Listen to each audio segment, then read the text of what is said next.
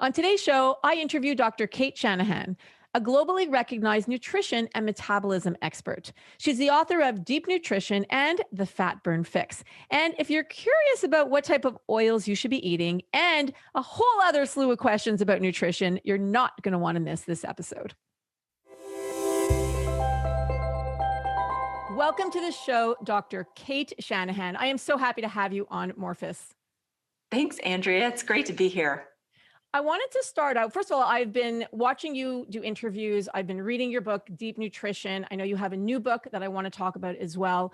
This, for all of you watching, if you don't have a copy, you need to get a copy. This book is absolutely incredible. And as a nutritionist and as somebody who's been in the natural world for 21 years, highly, I recommend this. It's unbelievable. So Cate, can you start out by saying, just telling everyone a little bit about yourself and what you are doing? Are you currently practicing? Talk a little bit about what you are doing. I have a weird practice because you were asking me before this show started, you were like, do you get flack from trying to practice actual healing? Well, you didn't put it that way, not as sarcastically as me. From talking about nutrition. And I don't now, thank God, in my current practice, which is like been about 2.5, 3 years. But I used to, it was horrible. That's why I'm here now. I moved all over the country searching for a place where there was harmoniousness between my employer and the way I wanted to actually be able to help people, which takes a lot of time. That's the key thing, is that doctors don't have that, in the standard medical system. We're just running people through. We have to see them every 15 minutes, every 30 minutes. And right. You can't have a real conversation in that period of time, right, to get, to deep into what's happening. And so I was constantly in this state of being behind with my schedule. Because you were spending a lot of time with your patients. Yes. Right. And then the worst part of it was if a colleague would go on vacation or something, I have to cover their patients. And, they're all type 2 diabetics going, not all of them, but so many type 2 diabetics, so many people, right, who I was just I want to sink my teeth into you because I know I can help you so much. You're on 9 medications and you just told me how you don't like that. And I had to decide between just completely biting my tongue and doing my job. But not irritating my coworkers, and irritating my coworkers. So it was just constant stress, no matter where I lived. And so, I practiced in the following states: Minneapolis, Arizona, Washington, Hawaii, New Hampshire, Connecticut, Colorado. Now I'm in Florida. And here I'm at a unique job where I'm not hired by a hospital. I'm not running a regular clinic. I work for a company actually very much like the plantation doctor back in Hawaii before it was a state, really for a long time there, where there was no other doctor other than the doctor that the company hired. And that doctor's job was to take care of the people in the company and nobody else and do nothing else. And whatever that doctor saw fit to do was fair game. So if I want to take an hour and speak with somebody, as long as that person has an hour, I will go ahead and do that. And it's just great. I can really actually help people. Plus, I can use the power of a lot of cool things that the company has in place to educate, because most of it's around education. Once somebody buys into the idea that, okay, yeah, you can actually reverse your diabetes. You don't need to have migraines, autoimmune disorders. Those also really, really respond to a better diet. So once people buy into that, then it's mostly a matter of, I start repeating myself a lot, right? I'm sure if you do that, it's the same thing. So we talk about what foods do you like, blah, blah, blah. So I put these kinds of resources in place that are just now available for the company. And in that sense, a lot of it's on autopilot, which is great, because that means I get to impact people and help people. And it's just so rewarding to hear when I, call them for other reasons. They call me for okay, well, now we have the coronavirus thing going on. So I have a lot of work with that. But then they'll just say, oh yeah, I read your courses and I changed my oils and I lost 20 pounds. That's just great. It's wonderful. Wow. Couldn't ask for more than that. I love that. And I love how passionate you are. And in your book, you talk about I'm looking at my notes here because I was I was telling Cate before we started the interview that I don't normally like to prepare for interviews. I like to come on and just listen to my gut. But when it came to Cate and deep nutrition, I literally read the book and I took notes. So I have a whole bunch of questions here that I want to ask her and get to them, because I also don't want to be here, take all your time up, Cate, because I mean, literally, I could talk to you forever because this is such a great topic. So I want to start with first, in your book, you talk about the human diet. Can you explain what that is? I wanted to be able to start with a baseline of what is it that everybody should do. And it turns out you can actually answer that question fairly easily. And the way I did it was, while living in Hawaii, well, first of all, I was kind of inspired to even learn all this stuff because of my own patients in Hawaii who are so much healthier than I myself, and people who are in their 50s and 60s and were very often healthier than their own children and even their own grandchildren sometimes. So I knew they were doing something right. And I also knew that they were eating very strange foods, according to, like, when I got invited to the buffets, like the parties they were having every weekend. So there were just these massive spreads and lineups of things that were so foreign to me. And before I really got into nutrition, intimidating. I didn't even try them. But when I got into nutrition, when I had my little awakening, I remembered the meals and, just how very intensely flavored they were, how much more diverse they were. And so as I went through my own reawakening, and my husband was helping me write the book and conceptualize what would be in the book, we were watching a lot of Anthony Bourdain's No Reservations. And he's a former chef, kind of snarky dude who is a real interesting commentator. Great shows, by the way, if you've never seen him. And he was traveling all over the world, and he kept running into, like, the same kinds of strategies, like not the same dishes, obviously, between, say Scandinavia or the Philippines, but the same strategies where people would be eating something fresh that wasn't cooked. They would be, if they were going to have meat, they would cook it like as a huge unit, on the bone, including the skin if they could.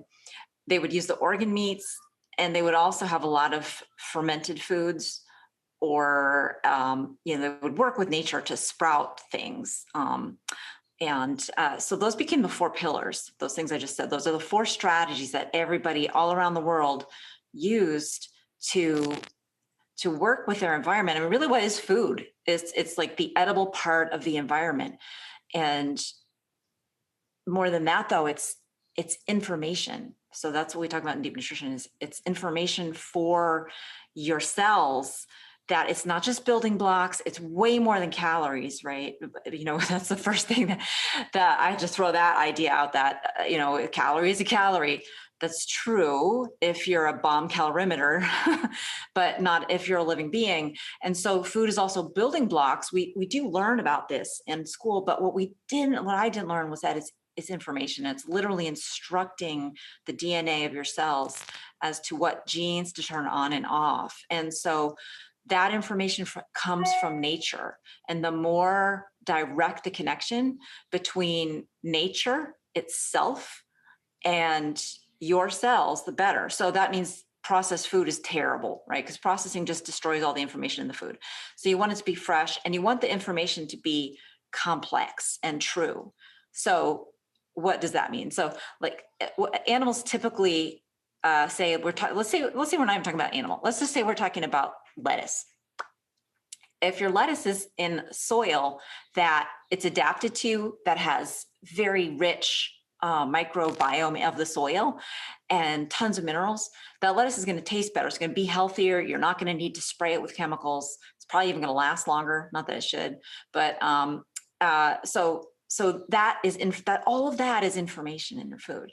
And then, of course, the same applies to animals, except it's magnified manyfold because they eat those great healthy vegetables, or the dumpy worst, kinds of corn and soy silage, and it goes into their bodies to make them either be healthy or unhealthy, which also translates to tasty, not tasty, or delicious or nutritious and not nutritious, right? So there was just so much that people used to do that I became fascinated by. And that's why my husband and I really wanted to get that into the book, because the science of epigenetics says that's what our genes need us to do. And that's why the subtitle of Deep Nutrition is why your genes need traditional food, because your genes really are waiting for the instructions for you to eat so that your genes and every cell know what to do. I'm a bone cell. Do I have everything that I need now to be building good, strong, healthy bone, mineralized bone?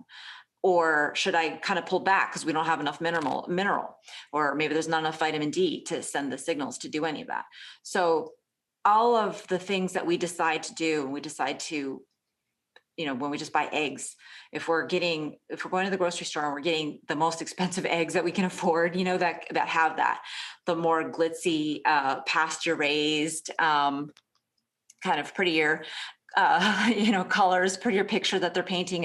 There is more information in those eggs, and you can crack it open and see the difference because the yolks are going to be darker. They're going to be more, not even just more yellowy, but Yellow. Yeah, they're orange. beautiful. They've got this beautiful deep yellow in a lot Yes, of cases. and some are even like pure orange, like when it's a really amazing food and healthy breed of chickens. Like the breeds of chickens that we have are even just different. So, they're designed to pump out eggs, not to make an individual chicken that will actually be able to live, right? That's the way it used to be.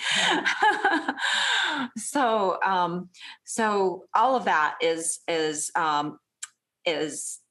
what we need to do to be optimally healthy. And I tried to break it down in Deep Nutrition, and the 4 pillars are kind of the central 4 pillars around which we want to be thinking about what are we going to end up eating.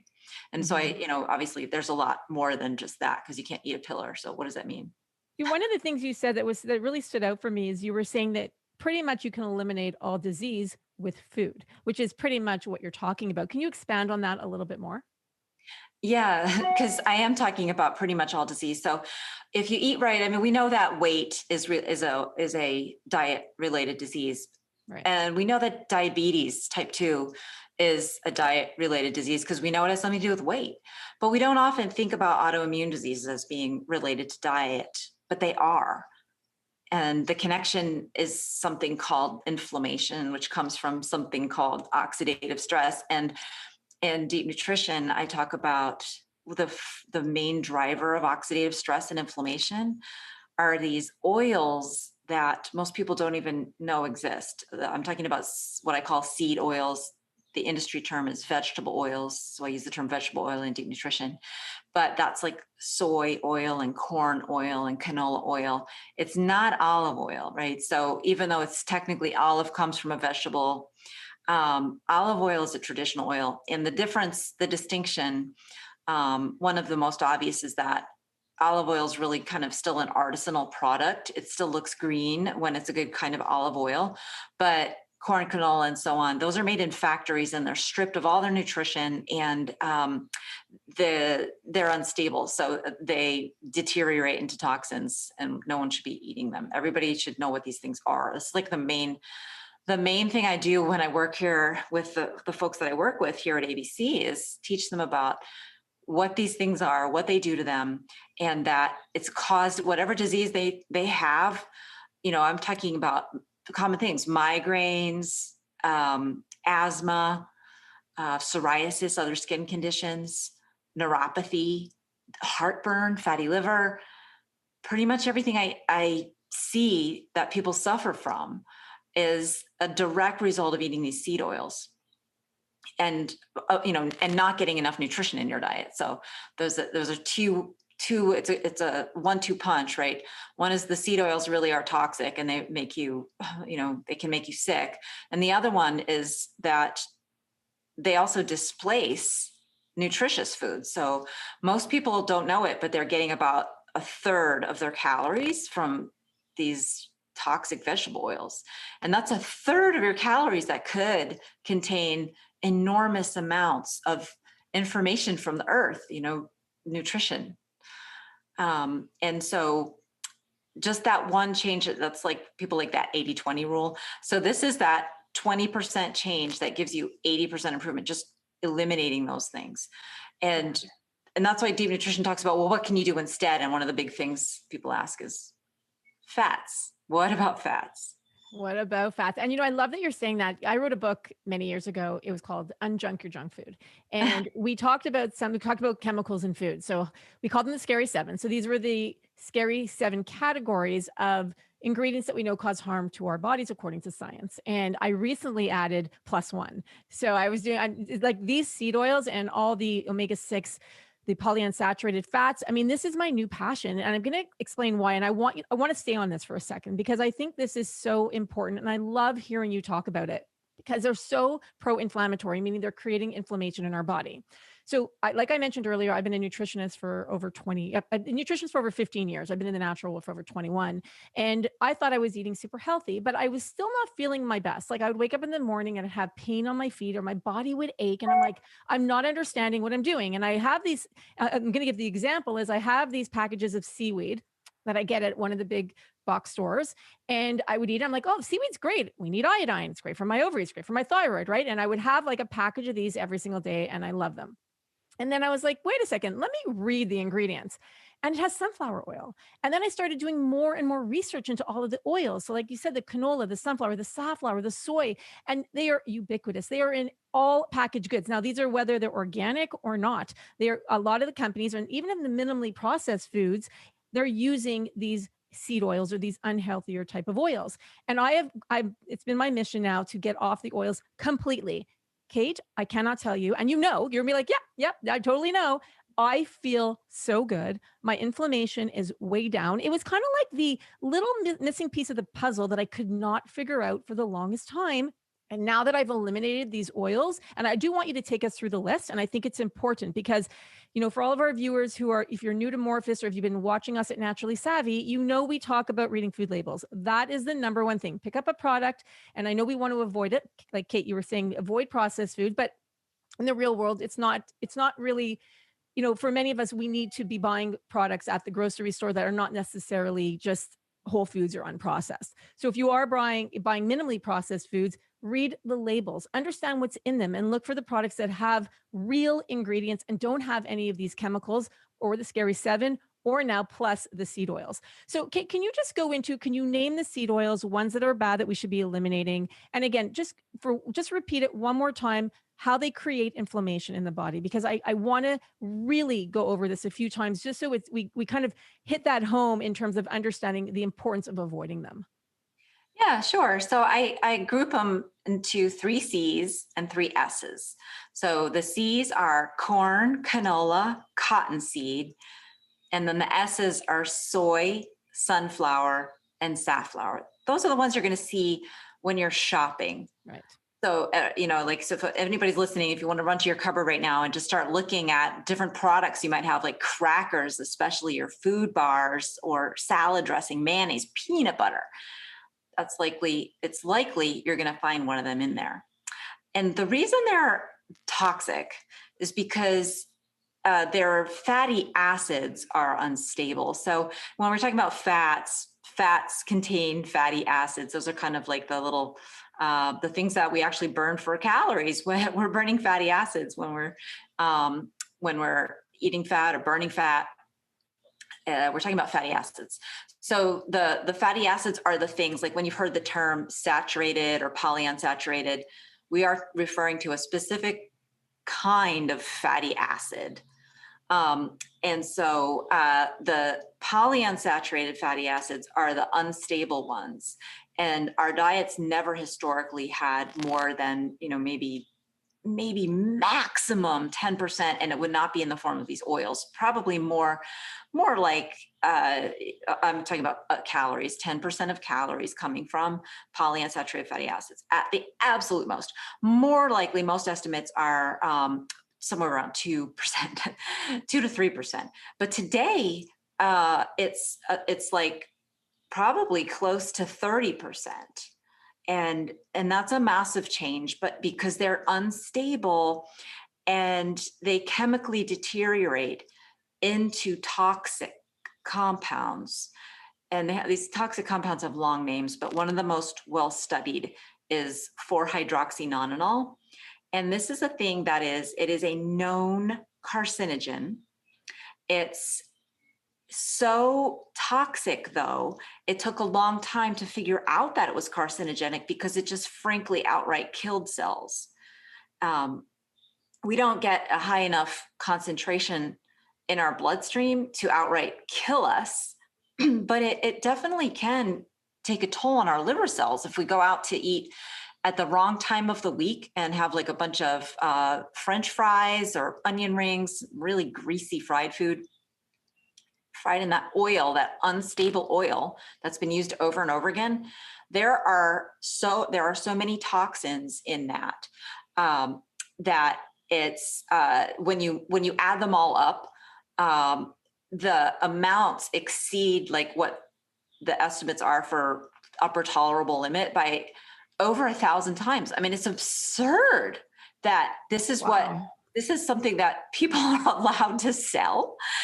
But that's kind of like the worst of the worst scenario because they are unstable and they break down. They break down when you heat them. That's what makes them break down.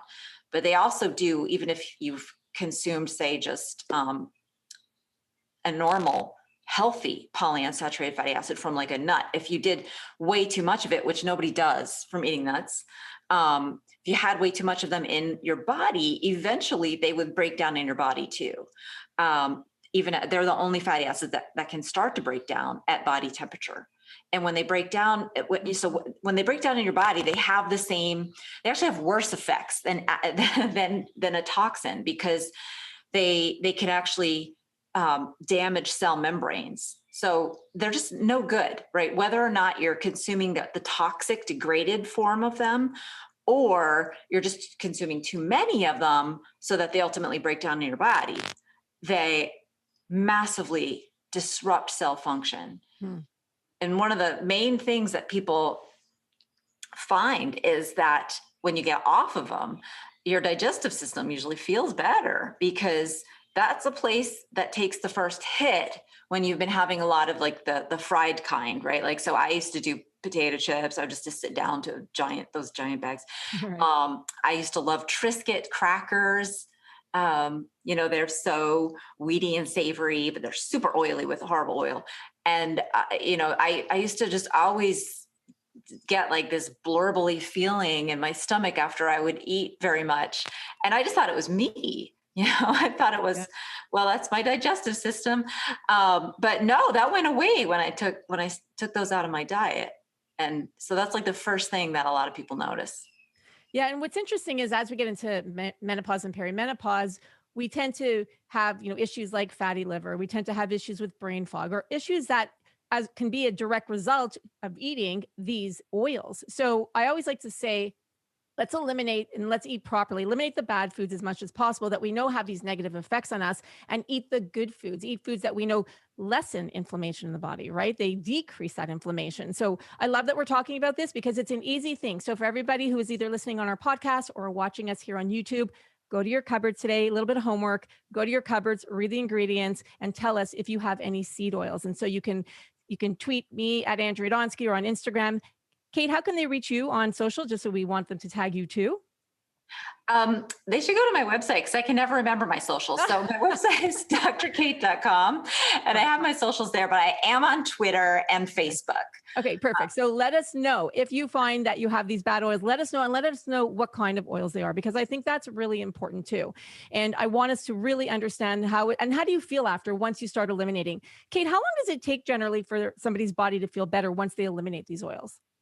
Yeah, I love that question because the answer is just like it just keeps getting better. I mean, if you were having them, any kind of heartburn, the very first day that you avoid them, you're going to notice improvement. And then like the different parts of your body start to recover in a slightly different time frame. But people start to feel more energetic. Usually within a couple of weeks, they might notice if they had any aches and pains in the morning when they woke up. If you're stiff when you get up out of bed in the morning, you'll feel more just like loose and free and lighter. And one of the greatest things that I noticed was that my mental functioning was more sustainable during the day. I used to be so fried coming home from a day in clinic that, my husband would say, "How was your day?" And I was like too tired to even engage with the conversation, So that's kind of a downer for your relationships. And I mean, it's the concentration and the ability to think, and the ability to have just a better mood that really kicks in. It starts to kick in about 3 months, but I think you really notice that you max out once you've cleared it out of your body fat. And that can take over a year.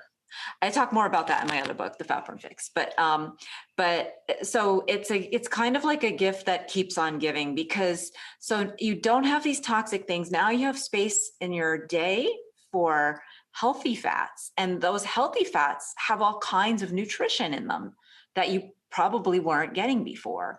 So I'm talking about things like grass-fed butter, which is delicious and has vitamin A, like real preformed vitamin A. That's not what you can get from plants. And it has vitamin K2, which is this kind of like, we just recently discovered it, but it's really good for putting calcium where it belongs, like in your bones, and not having calcium end up calcify your arteries or cause kidney stones or bone spurs. So those are just two examples. It also has omega-3, right? So a lot of folks are taking omega-3 tablets, but personally, I don't, because I have so much butter and grass-fed cheese in my life. So those are just a few of the nutrients that your body's been craving that you will get. And they have just so many, you don't necessarily feel it when you're not calcifying your arteries, right? Yeah, 100%. I like that you said, actually, it's interesting. I just want to go back for a second and reiterate. So you said it could take up to a year to get rid of these oils out of your body, but not to be discouraged. So for example, you might see that your body will feel better pretty quickly, but in order for it to be completely eliminated, what happens? And I know we're getting a little bit into the minutia here, but I do want to understand it, because I want to make sure that our listeners don't get discouraged. As for example, let's say by accident they eat something that has sunflower oil in it, and they is by mistake. What does that do? Does that take you off track and it takes another year from there? Or is it kind of like really minimizing it to the point where, it won't make a difference if you slip up?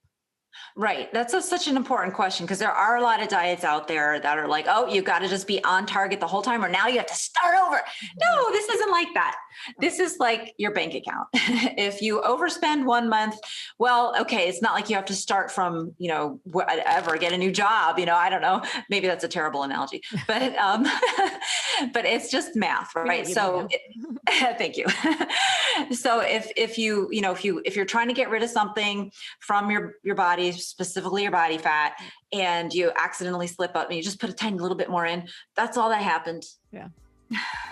Okay. No, that's good to know. And it's encouraging.